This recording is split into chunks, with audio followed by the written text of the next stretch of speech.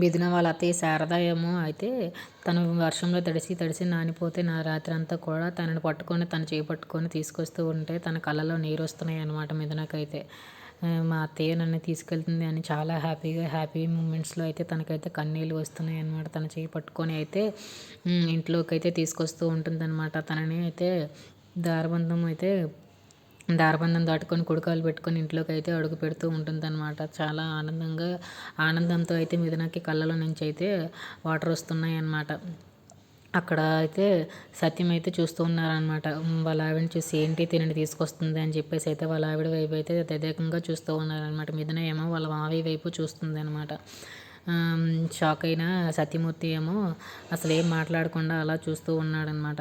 వాళ్ళ ఆవిడ కూడా ఏం మాట్లాడట్లేదు. కన్నీరుతో ఆవిడ ఆడదా ఏంటి తోటి ఆడదా అని తీసుకొచ్చిందనమాట. If you like this video please like share subscribe friends.